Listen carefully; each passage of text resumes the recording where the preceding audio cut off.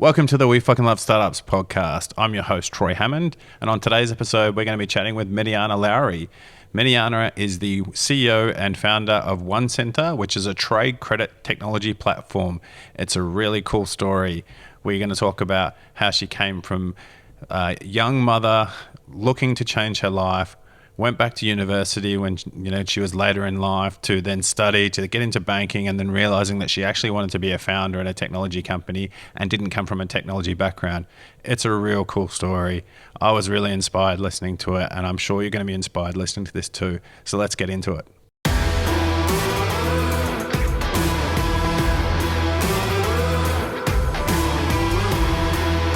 Kia ora. Thanks for tuning into the We Fucking Love Startups podcast, brought to you by Talent Army.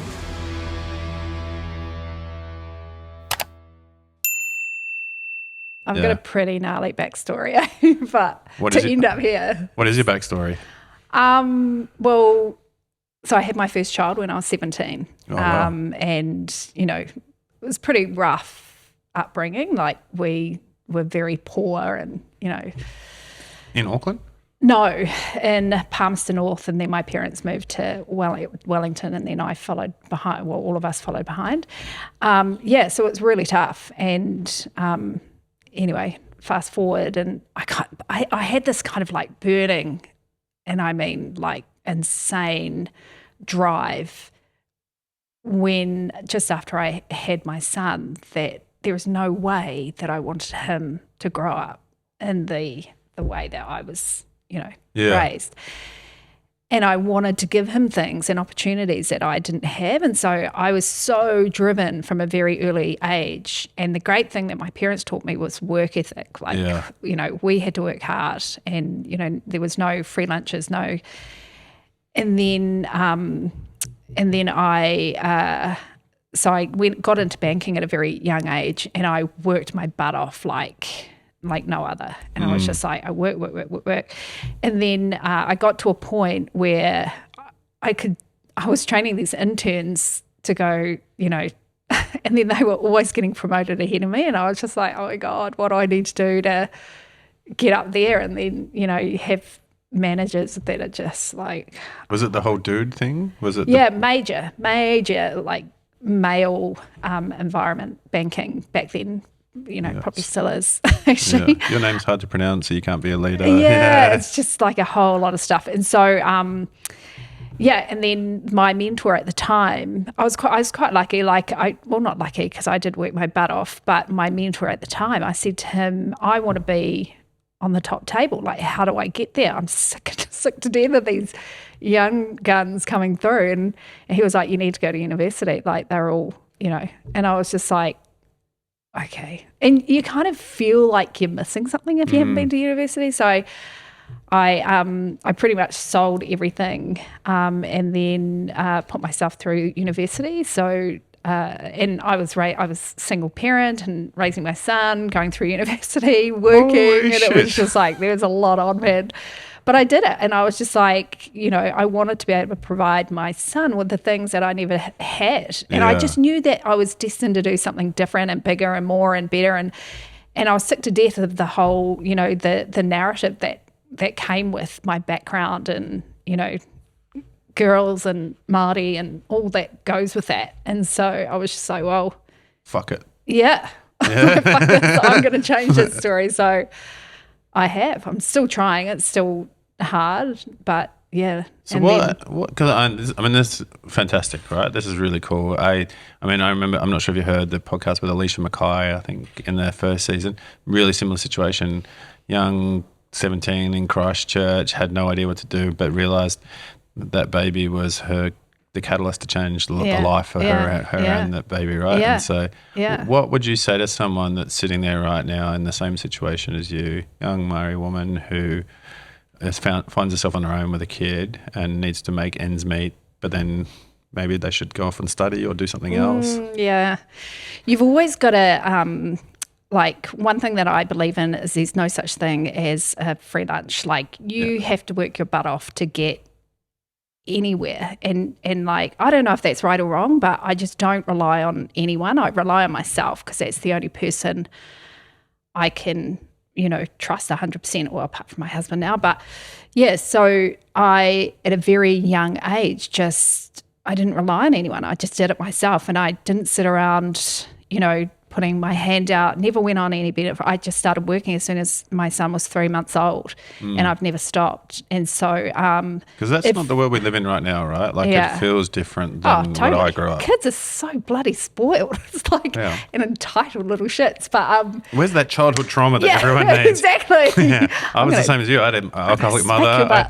My mum was always off drunk somewhere, so I had to go off and make my brother food, and left school at 14 to get a job. And I think the way that we were raised, there are some really great, qualities that I picked up from that. And I think working hard and not being poor me and not going, the world owes me something, or, it's just, if I want to do something, get somewhere, I have to do that myself. And so that has its challenges, especially in the startup space. I mean, who asks for $1 million? Who does that? Yeah. So, being Māori, it's like you've got this value system that, you just instantly trust people, for example. Yeah. You don't ask for money. Like, you never do that. It's a koha, so it's just, that was so bizarre. And so, but surely you would have lost a little bit of that being in banking, right? No,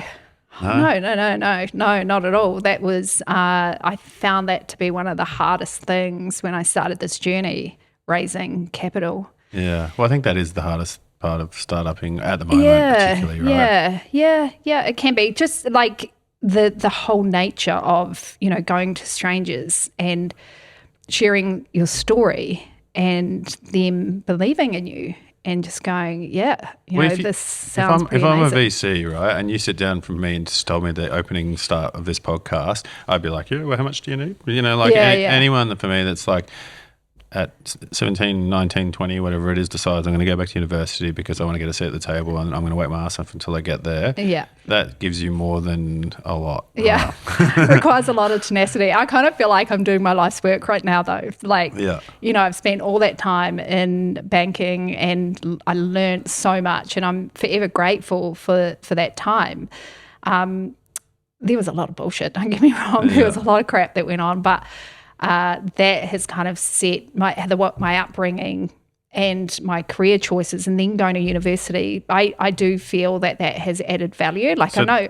So you said that, right? Your mentor said go to university. Yeah. So talk me through what happened when you finished university. Yeah. So I was contracting to ASB at the time, actually, and then I worked in the business banking team, and then went under Steve Vukovic with in commercial, corporate and rural, and I worked in the strategy team and learned a lot, did a lot of research in that space, and that's where technology started coming in, because margins are being eroded because of new, and that was, so it just gave me, going to university gave me the ability to go, oh, you're talking about this theory, you're talking about this theory. So it's just it's just like crystallizing what it is these people are talking about in a theoretical way.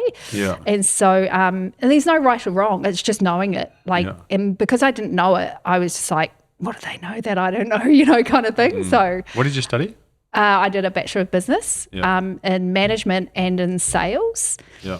Yeah. So, and I did sales because everyone sells. Yeah. Doesn't matter what job you're doing. Oh, preach. 100%. Everyone in startups is a salesperson. Everyone sells. Even if you're a lawyer or an accountant, everyone's selling all the time. And so, so that was cool. So just got through that, went into banking. And then I'd always had these side hustles going on. So when I was in Wellington, I started a small business, and I was working full-time at the same time, and my partner was working full-time in the business. So it's a quantity surveying business, and we did really well. And then when I moved up to Auckland, so that ended, moved up to Auckland, and then with my brother, I started, him and his wife approached me about starting a business together because he was self-employed and really good at his craft, but not very good on the business side. And so, and so it was through those two journeys that I discovered this problem. I knew the problem, but I didn't really understand the problem. And so What was the problem? So we had to open up trade accounts because we were winning these contracts when I came on, and I was just like, oh my God, we've got no money. How do we and my brother was like, just open up a trade account and we can. So trade account for people listening is like if I'm a builder and I need to get a bunch of like timber from 1 to 10 or whatever, we set up an account where I can tick it up and say, yeah, I'll pay you later if it goes well. Yeah. Well, sort of. Yeah. So that's, pretty much. And you can, there's a supply and buyer relationship, and where, essentially that builder goes into Mitre 10, plumber goes into Plumbing World, and then you open up a trade account and on a promise that I will repay you within a certain time frame, whatever. A legal promise. Yeah, a legal promise. Yeah, a legal signed contract promise. Here's my children. Yeah, that I will repay you. Yeah. And so I started researching the problem back then when, I was still working at ASB. I was doing this little side thing with my brother, and I was just like, oh my God. And we opened up a lot of trade accounts, and it was painful. It was, just all sorts of different scenarios because everyone's systems and processes were different. Yep. And so we did that, and then I thought, someone must have automated this. So my banking hat was going off, and I was just like, okay, how do they approve the credit? And then I was like, right, from a customer perspective, how do you find the suppliers? Like, how do you know? How do you find them? Who do you trade with? How do you trade with them, et cetera? And so then I kind of mapped out the life cycle of trading with a supplier. And it started from where do I find them? And went right through to, like the end of the journey. And not even the end, because there is no end. If you've got a great relationship with your supplier and buyer, they should stay with you. And, So that's pretty much what I did. Would you have done that if you hadn't have gone to university? Don't know. Maybe not. I don't know if I would have had the confidence. Like, I'm very... despite what people think. Like, this is funny. I was chatting to our new CTO this morning. He was like, oh my God, you'll be amazing. I was like, whatever, dude. And I'm like, I'm so nervous. And he was just like, bullshit. Like, how are you nervous? Like, you're never, and anyway. Everyone that I know that knows you has said, you have to get her on. She's going to be a weapon. Oh, yeah. No, it's pretty, So, anyway, I got distracted. Where were we with the... because I guess the reason I asked you about your university thing, right? And the reason why I asked you is because it constantly comes up on the podcast. Do we go to university? Do we just get straight into it? What are the pros and benefits? And so I was curious around, would you have done the same thing if you hadn't have gone to university? And so maybe it sounds like you were entrepreneurial from the get-go regardless. Yeah. And so maybe you would. I just had it in me. I think... maybe for my personality, I need perhaps going to university gave me that confidence. Like to back yourself. To back myself, like been to university, I know that. Okay, done all the work in banking. I know how to lend. I know lending. I know the customer experience. Done that. Spend 2 years mapping out this journey, like literally before we even got started. And so I knew that, and it was just okay. Now what do I do? And that's... Did you know the technology side? Started. No, I'm a non-technical founder. Beat that, far out, and a sole founder at that. So it's So what's the first step then? You've got 2 years worth of information. You've got process maps. You understand the problem to a degree by the sounds of it. Yeah. Where did you go then? What do you do? Yeah. So one of the things that I did know was that IP isn't really a thing unless you're creating or solving a very, very technical problem, like splitting the atom, right? So I was just like, building something like this is not about the technology, the code that you're writing as such, but more about the experience. So I focus very heavily in the front end, and we still do to this day, on the user experience. So not just the customer, but the buyer and the supplier, so both sides. And so I thought, how do I do that? So I looked up on LinkedIn and Googled the best design company in in Australasia, and I found them, and I approached the CEO and said to him, Who was it? Sven Baker. Sven Baker. How do I know that name? Yeah, he is. What's his agency? Designworks. Designworks. Yeah. Yeah, my friend used to work for Sven, Dylan. Yeah. So I approached him and I said, I've got this idea. Can you? And I'd seen on his LinkedIn profile that he was involved in the startup world, and I didn't know anyone. Who the hell knows anyone that's a founder? Like back then, 7 years ago, whenever it was, I didn't know anyone that was a technology founder, right? You seem to know a lot of people now. When I saw you walking through Icehouse Ventures, yeah, not a lot of people now. Very fortunate, and so I just rocked up and pitched the idea, and I'd done a bunch of research already, and kind of sized the market up, and then he was just like, right, do this, this, and this, and this, and bring it back to me, and if I like what I see, I'll invest. And I was like, oh, okay, what does that mean? So I was just like, Google investing and, how to raise capital and completely just ballsed it up the first time around. But, learnt my lesson through that, raising capital. What did you fuck up the most? What do you think? I just overcooked the pitch. The first major pitch I did was actually here at the Icehouse. I won't say too much, but it was really intimidating because I walked in and it was a table full of guys, older men, and I was the only female in the room. First pitch, real rookie, and they just, they were very honest with their feedback. So just about all, it wasn't necessarily it wasn't the idea, it was just how I delivered it. Yeah. And so I learnt my lesson really quickly on preparing. I felt like I did prepare, but what I'd done was I'd prepared from a corporate perspective. Yeah. So all the people that were watching my pitch, they came from ASB because that's where I was, and just so different. So you do not pitch how you'd pitch something at a corporate to how you pitch in a startup. Yeah. And so to this day, that's all your true. Friends. Yeah, all my friends. Friends are terrible liars. They meet well. It's awesome. Yeah, it was just more the content, how it was. There was just so much, too much information, too big a market, all sorts of things. And so took the feedback on board. It was like, ugh, and then went away and basically just cut everything down. So from that, I think one of the biggest lessons I'd learned was to narrow the market. We'd just gone everyone has this problem, and it's just well, it's true because all businesses, but you can't. You can't approach. You've got such a limited amount niche, right? Limited amount of resource. So you have to kind of narrow, and keep narrowing until you get the. Yep. And so that's what we've done. And so our focus now is literally construction, food and beverage, and rural. And anyone else who picks us up on the periphery is because of a referral or if they've seen us somewhere and things like that. But so go deep. Yeah, that's interesting. You say that. That's pretty much every time I ask that question. Yeah. Everyone always fucks up the first pitch largely for the same reason. They're like, the TAM was, 500 billion. Yeah, totally. It's just this hockey stick growth is going to be fantastic, and it's going to be super easy. And we watch too many American Dragon's YouTube Den videos. So it's just okay, let's just get real about this.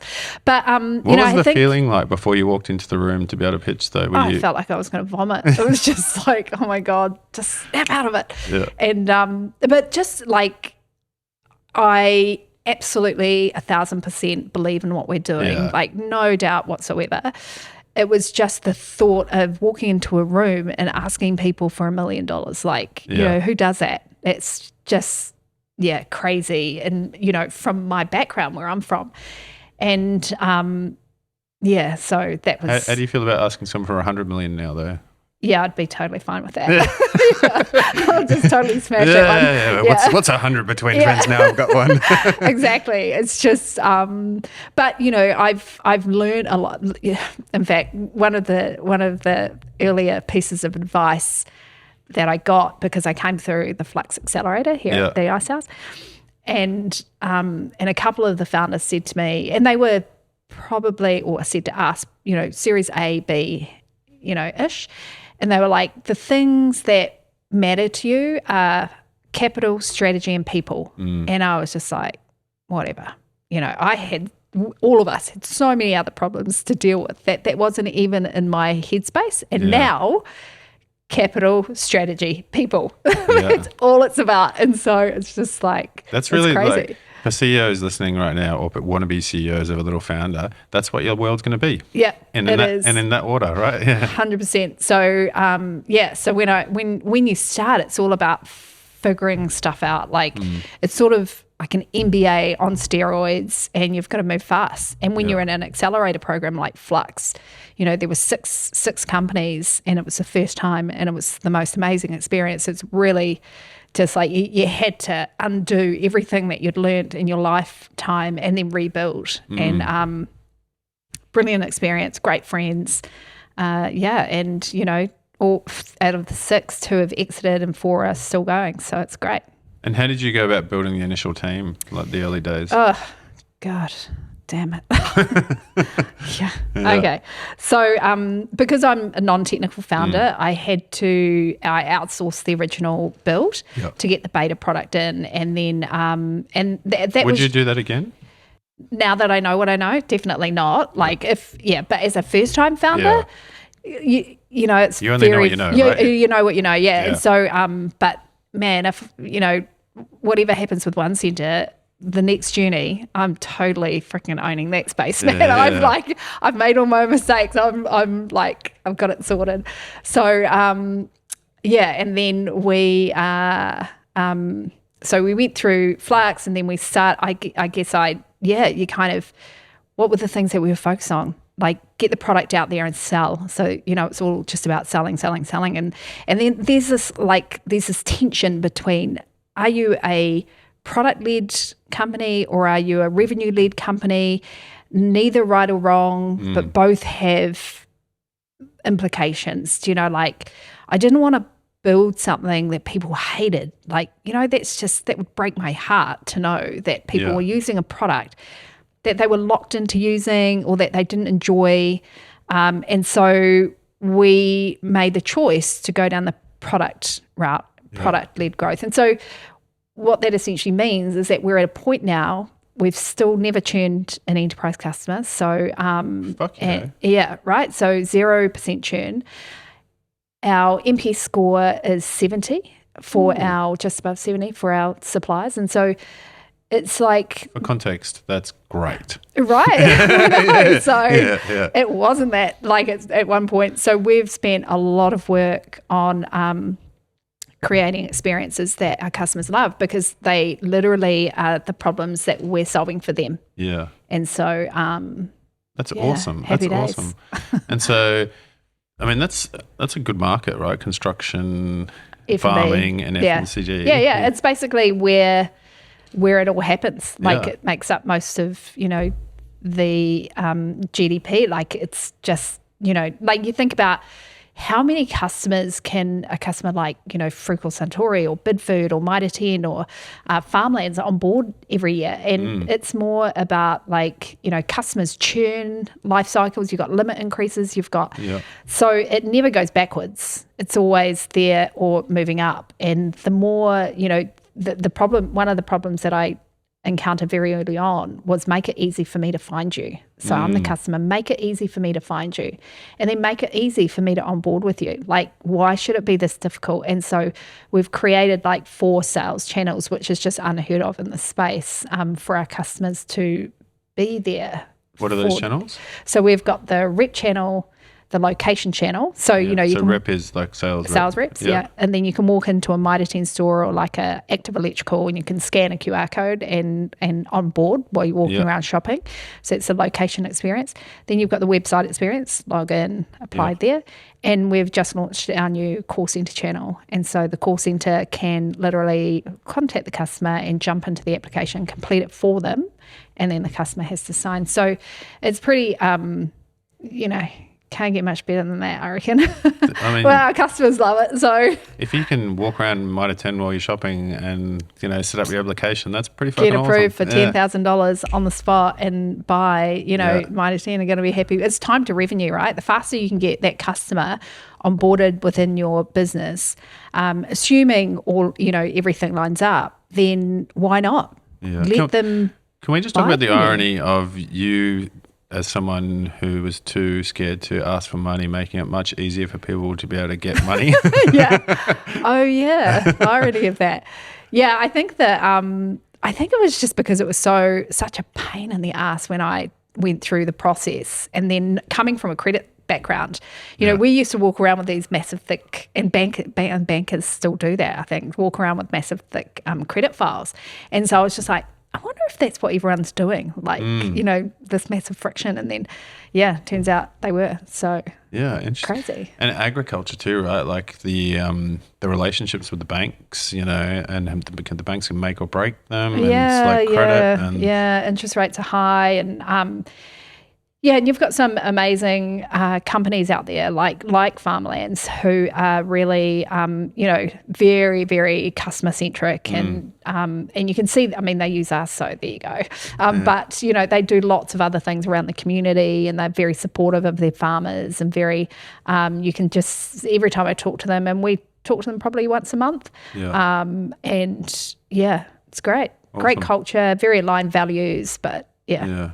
So if you were to do another product, you've learned lots of lessons. But what I'm interested in, right, if I was to read the book now on Miriana and it gave me a little forward at the start on the things that you are so fucking proud of yourself for that you did well, what are they?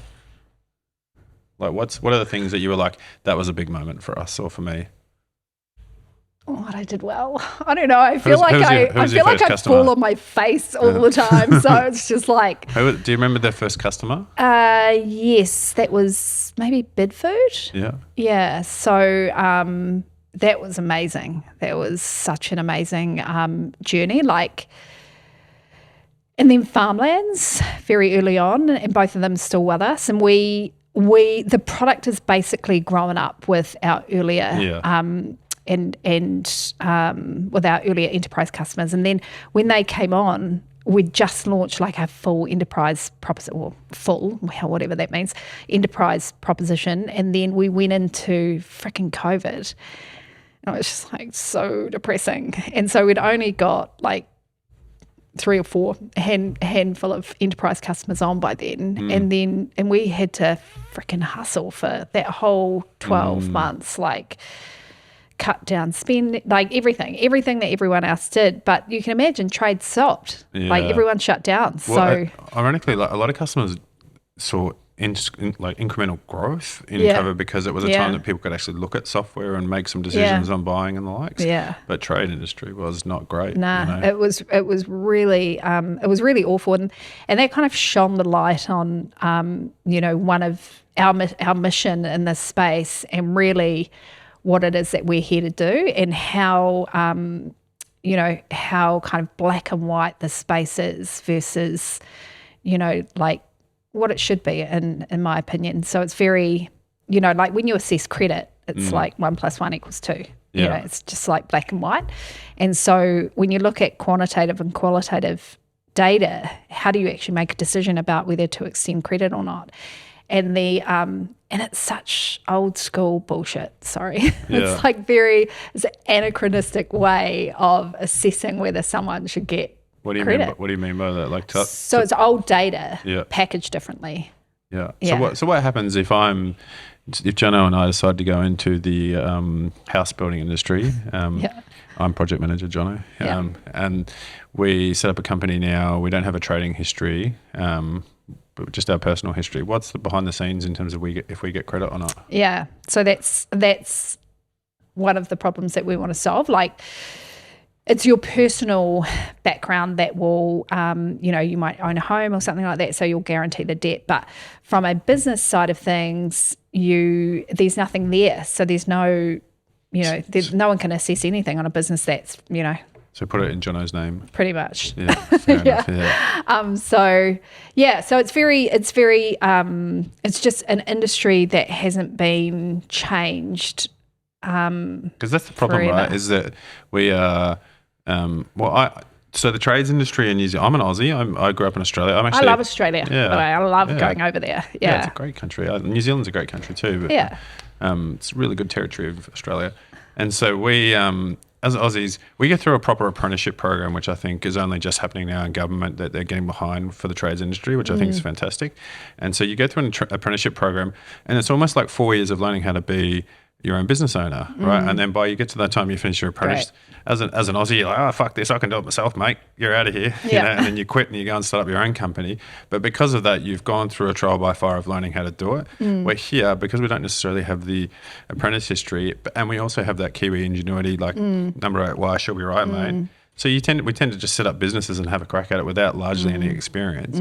But we don't have the backing, the financial backing, the understanding and the likes. And so it's really it's interesting because if you look at today, right, interest rates are high. Everyone's like, are we in a recession? Are we not in a recession? You know, like what's happening? And then so in the finance space, it's non-traditional lending that's you know, going up. So you've got all your tier 2 lenders and trade credit that has, and we've seen that. Like last month, we had a 50% increase in our volumes, and we're like, shit, do we bring on another massive, you know, like what's going on here? And so it's, but then when you look at trade credit, it's like that exchange of goods for payment in the future. And so when you do that, I guess the problem that we need to solve is what data is being used to assess your credit worthiness. And so that's what we're using AI yet? Well, yeah, but real basic stuff, not to the degree that, you know, like a chat GPT or anything. Yeah. I'd love to implement that. Like I was talking to a customer, a prospect actually. He was like, oh man, I had to sit down and write a full on diary note about the financial viability of this customer that we want to give credit to. And we were on Zoom and I was just like, can I just show you something quickly? And I jumped into chat GPT and I was like, can you give me the financial performance of blah, blah, blah from this financial year and this financial year? And then it went, there it was, you know, in seconds. And he was just like, oh my God. And I was just like, please, you're welcome. Yeah, just go to chat GPT and ask us. Yeah, so I'd love that because that's, you know, for our credit managers to be able to go, you know, just type something basic into a credit file, which sits on one centre to produce the financial performance of companies, assuming that they're a public company, then yeah, that would be awesome. Yeah, well, I think when you go for the $100 million raise, you're going to have that in your pitch deck anyway, right? And so using AI at some stage. Yeah. Well, hopefully we're our growth has been pretty amazing over these past couple of years, especially, you know, coming out of COVID, particularly this year. We just, you know, I'm looking at this like the same time last year, just hot off the press from yesterday. Actually, you know, we're like 140% ahead on revenue. Yeah, for the same time last year. Yeah, so it's really great. You know, need to keep the lights on and keep growing. So keep investors happy. What keeps you awake at night now? The ultimate goal, so where we're heading. So One Centre has, you know, the growth at which we onboard businesses onto the platform is pretty phenomenal. We will, you know, we onboard over 3,000 businesses a month, or they're on 3,000 new businesses, you know, and like to make sure that we manage that experience for the brands that we, you know, our customers, and manage their experience is quite an undertaking. Do you know, like... Who's your customer? Is your customer the trade supplier or both sides? Supplier. Yeah, cool. At the moment. Yeah. There's a little nugget. Exactly. So that's the thing that keeps me up at night. It's just like, you know, we've got a very big, we're on a very big mission here. We've got, you know, 70, 80, nearly 80,000 businesses on the platform. That's growing organically at this rate. And then we've got this whole other strategy that, you know, we'll see a whole bunch more businesses go into the community. And so, yeah, then what happens? How do you deal with that? Well, you hire more people, right? And you get the fuck out of the way and let them do it. Yeah. The goal, I guess, essentially, without letting too much out of the bag is, you know, we want to change the way that business data is being collected, managed and commercialised. And is that having some sort of centralised model to make it easier for anyone to see how to get credit or? Yeah, it's more who owns the data. Okay, got it. Yeah, so who profits from the data? Yeah. What data is available? So when we started this journey, I was very clear on what I wanted to achieve at the end of it, but back then the data, the technology wasn't available. And then, Web3 was, that's there, and then you've got blockchain that's there, and then you look at, okay, well, what tech do we actually need to achieve the ultimate vision of where One Centre is heading? And I thought it may have been blockchain at the beginning. I thought, with Web3 coming down, I was like, because that's all about ownership, right? And that's a relevant use for blockchain, right? Yeah, exactly. And then I was just like, actually, you don't need that. Like, this is these are the two core, pieces of tech that we need to make sure the person who actually owns the data is profiting from that data, which is where the whole world is going. Yeah. So it's just makes sense. Awesome. All right. Well, I won't ask you too many more questions on that then, because we won't let any cats out of the bag. But it sounds like something exciting is happening. Yeah. Well, we think so. Yeah. Awesome. We'll see. And how do you, as the sole founder, CEO of a company that is onboarding this many customers and is growing and potentially building all this new cool shit that we can't talk about, like, how do you continually increase your skills and capabilities in your role as you grow? Or is that something like you feel like coming from the corporate land that you're getting closer back to that level of experience again, or? Not really. Coming from a corporate gives you a certain level of professionalism, not that, that may or may not be a good thing. Process orientation. I'm very big on process, to make sure that we can scale things. But everything I'm learning in the tech startup space, corporate life is just like so last year. It's the whole world is so different, and the pace at which we move is so different to anything that I've ever experienced. So it's pretty, How big is your team now? There's 18 of us. Ooh, yeah. Yeah. So mostly developers, and we're on the hunt for salespeople. In Sydney. So we've So it's just Why Sydney? Why'd you choose Sydney? What's going on? I love Sydney. It's cool, man. Like, apart from the fact that they're where the largest density of businesses are for who we're targeting, Sydney, Melbourne, and then probably Brisbane, and then a scattering around. So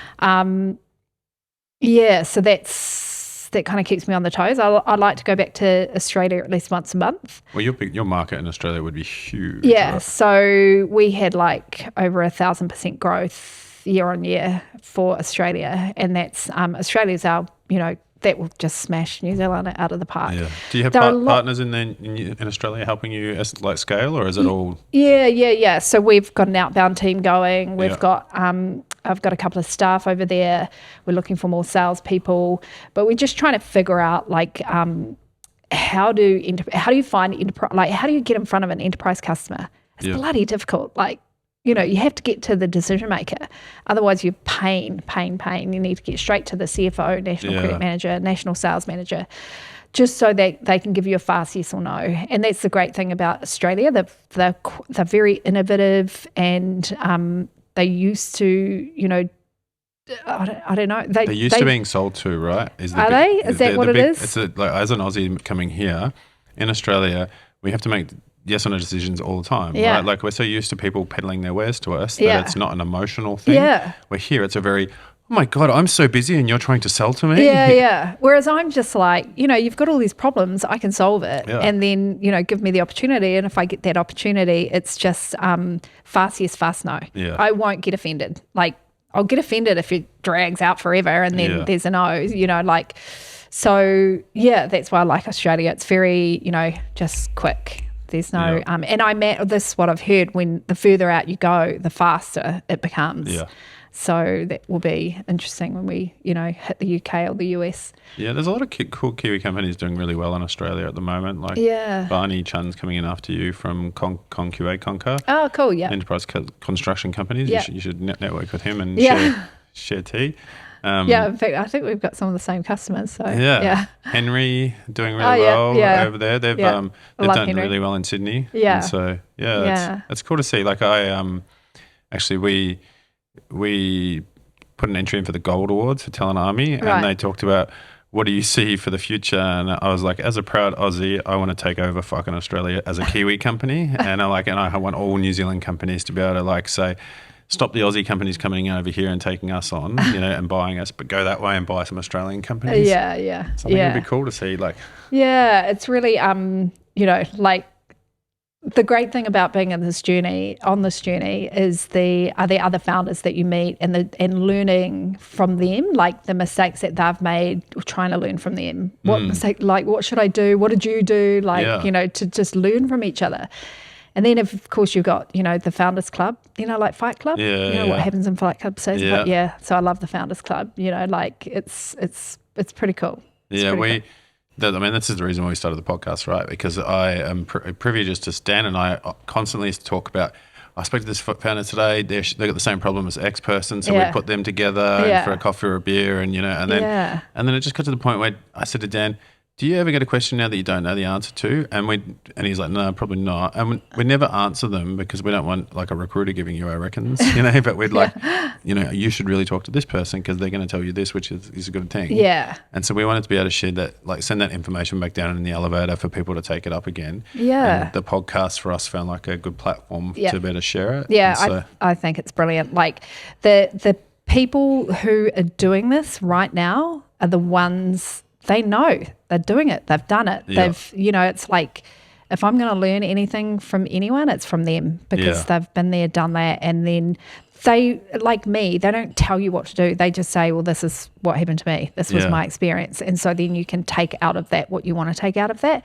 And that's with everything, like even capital raising, the VCs to see and not to see, and why. And then, growth, and then scaling into new markets, and, developers and how they'll kill you, and pricing and how you'll never get it right. So so it's great talking to other founders, and I think because you're going through the same journey, they understand, this is 24/7, man, like it is relentless. You do not, so I don't stop. I feel so sorry for my family, but like I just can't help it. It's just it's like all day, every day. I can't stop.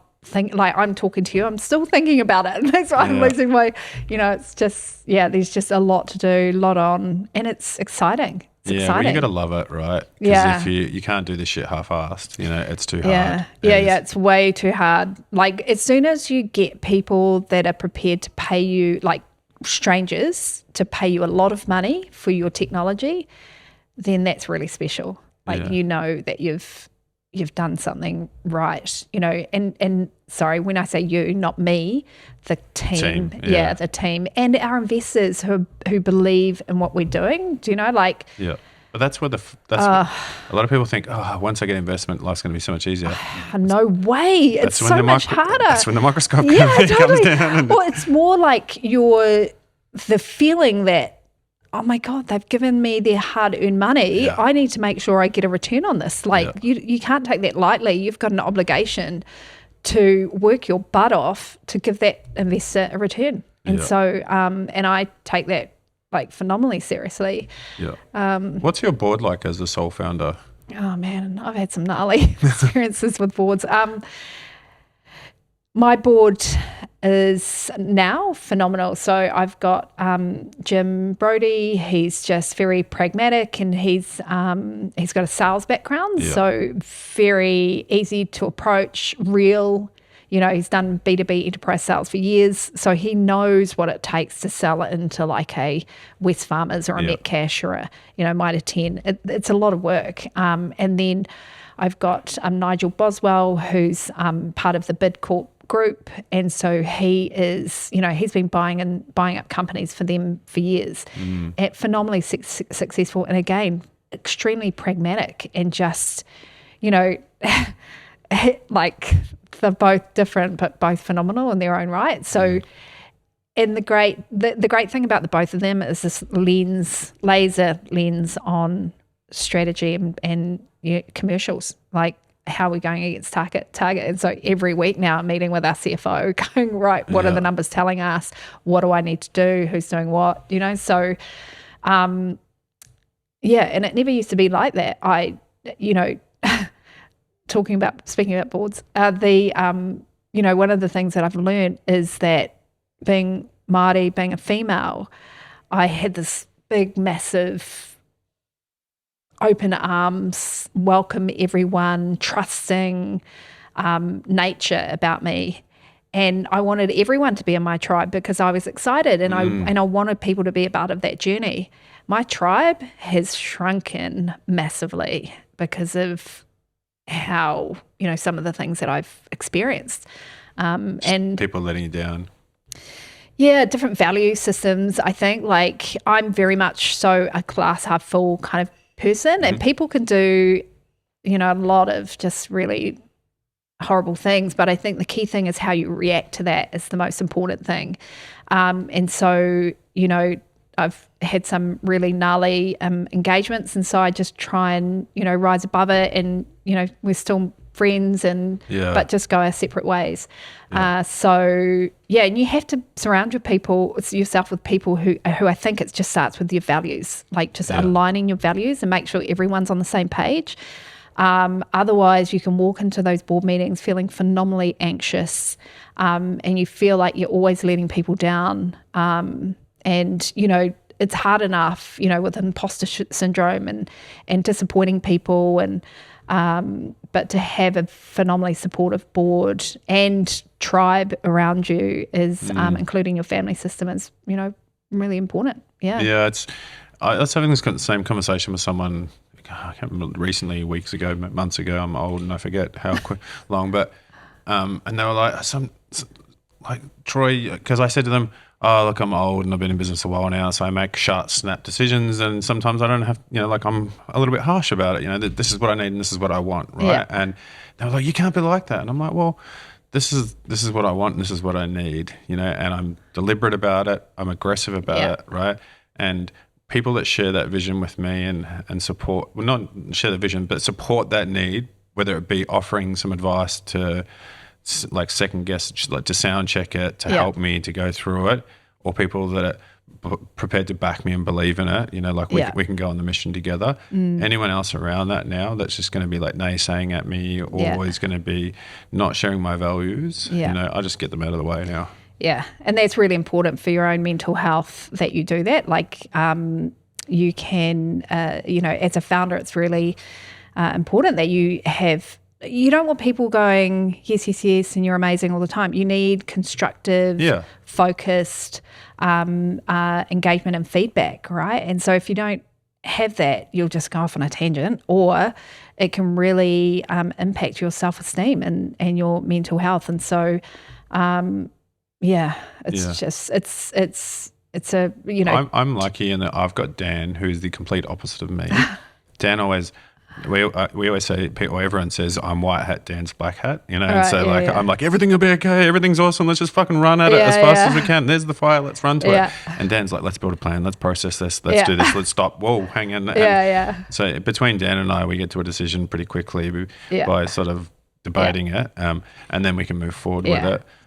Quick decisions. That's the team. That's the same with One Centre. Like, we try and keep the structure very flat. I will only get involved if, the guys can't make a decision, but I try not to. That's why you bring people in, so that you don't have to get involved. Yeah, so you can focus on capital, revenue, and people. Capital, strategy, people. And so, but that's, that flat line, the hierarchy bullshit is gone, and just trusting the people that you have around you to do a great job. Like, you have to start there. Otherwise, you'll just be doing stuff that, you really don't need to do. So cool. Hey, so we've been finishing this season, if you've heard any of the episodes, with asking a question. If we were writing the show notes right now, and at the very bottom we were to leave them with something that moved you, whether it be like a book or a person or a podcast or a TED talk or a blog that you read, or something that you're like, this is something that that was good for me, that you should go off and have a look at. Is there anything that for you that comes to mind that you're like, hey, go off and check this out? Can I say Silicon Valley on Netflix? Have you watched that? I fucking the series? love it. Oh my God, it is so good. It's like, sort of it breaks down at a high level what startup world is about, but it's so freaking hilarious. The reason why it's so hilarious is because it's so true. Yeah. Well, you can look at the stage that the series is being presented in, and you can just, it's just like, oh my God, this is so true. Or, oh my God, that's, because it's so over the top. Yeah. And I think like if you just, need to kind of chill and have a good laugh and laugh at yourself and, don't worry about all the screw ups you make and every time you fall over and people who, let you down, you could just watch that series. Yeah. And so I've just recently started watching it and it's just like, oh my God, it's so hilarious.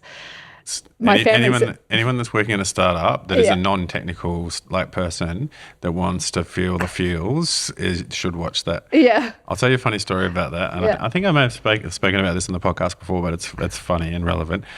So I was working with this company called 8i in Wellington who built volumetric virtual reality holograms of people, right? And so they had to...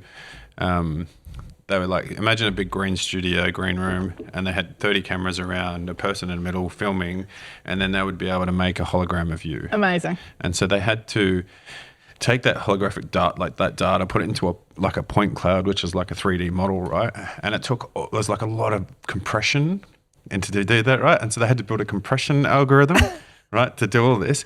And I was in the room once with this guy who was the chief scientist, and he was like, hey, Troy, so I need you to find us like a senior researcher who's got experience with the compression algorithm.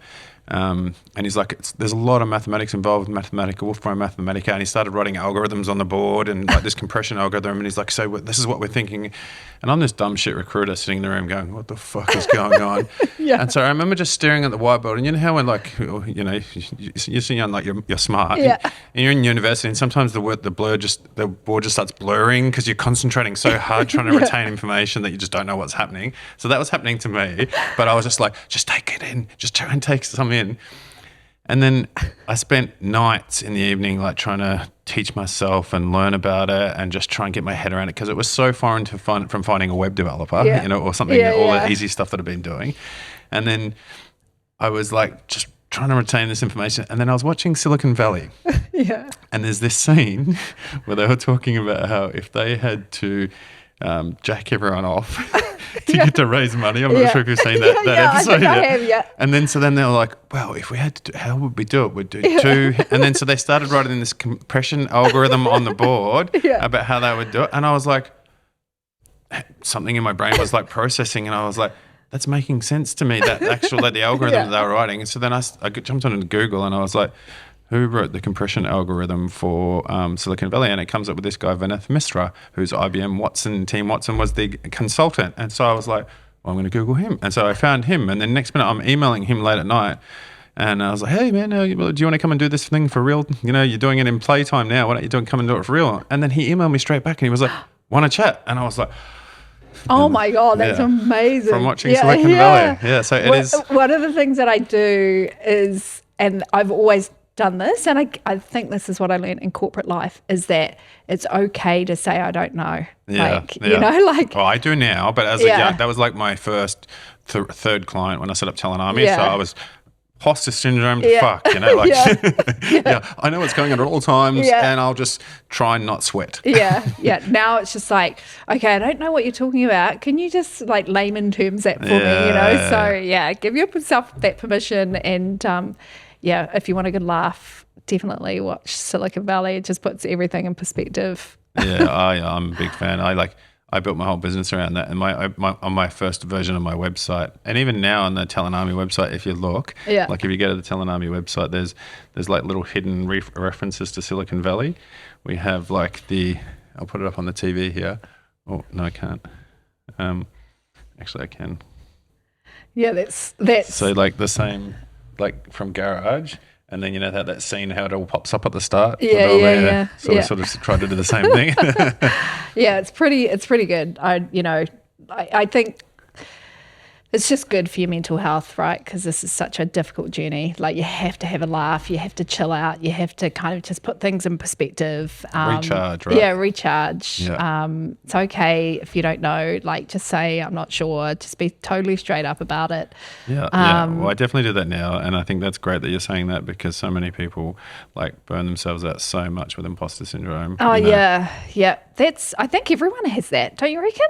I reckon 100% I haven't met everyone does. I haven't met a person who is 100% knows what they're doing at all. And every single person that I get on the podcast that I'm like, oh, this is going to be awesome, they're going to know all the things, they get on and they're like, oh, I'm so nervous, blah, blah, blah. And I'm like, oh, wow, everyone at all times. And even when I interview CEOs or interview these people, everyone's got it. So when I have that when I'm pitching to a massive, a massive corporate, like I'll use Wesfarmers as the example, for example. Like, I want to stand up there and for them to go, she knows her stuff. Now, you talk about the problem that I'm solving, I can just smash that out of the park, right? Yeah. I don't need it. I can just I can sit there with the CFO, national credit manager, and just have a whole freaking conversation about this shit. But then you start talking about security. I'm just like, I know the baseline, and then I'm not going to wing that shit. Like, I will bring in the expert, the specialist, to help you with that. So, and I think I've given myself permission, and that people they expect that, they're okay with that. So, and I think you get to a certain level to be a really effective founder or CEO. You need to be really fucking good at the stuff that you're good at and let go of everything else. Yeah. And so it's okay not to know it. Yeah. You know? Yeah. It's okay. And I think if your team see you behaving that way, then it gives them permission. They know too. Like, it's okay if you don't know, just ask for help. Yeah. Awesome. Hey, Miriana, that's awesome. This has been a really fantastic chat. So we're now at the very end of the podcast. But one thing that I want to loop back to is that I'm not sure if it was on air or off air. We were talking at the start about your son and how he's this famous fishing content guy now on Instagram and the likes. Yeah. What's his handle? Yeah. Real Fishing Max. So any fisherman out there, please follow Real Fishing Max. He's got some brilliant videos. He works at Fishing and Hunting. He's got his own little tinny and obsessed with fishing and makes loads and loads of content. He's taught himself everything and super proud of him. So, and he's trying to get his followers up. Yeah. And so the reason why I said that is I wanted to give him a shout out, but then I wanted to take it back to go back to Miriana, who went back to university, who worked her ass off to change her life for her son, who's now able to have a fucking successful Instagram fishing channel. Good on you. That's really, really fucking cool. Thank you. So well done. Thank you so much for coming on. Yeah. Thanks for having me. Cheers. Thanks, Troy. Well, that was a really awesome chat. I absolutely adored chatting with Miriana. It's so great when you can just sit across the table with someone and just have an open, honest, vulnerable chat about what was good, what was bad, what she did really, really well, what she's, attempted and didn't pay off, and what she's potentially going to learn from next time. Because all that information goes to you. You get to make that decision on what you want to do to help and hear these voices and these stories, and you get to share in this information. And that's the reason why we started this podcast in the first place. And so I hope you're subscribing. If you're not, now's your chance to go down and hit follow on whatever platform that you're listening to, so that you can hear more cool story from these awesome founders and people that work in the New Zealand startup ecosystem. And until next time, thanks for watching. This podcast is produced by John Otaka from Empire Films.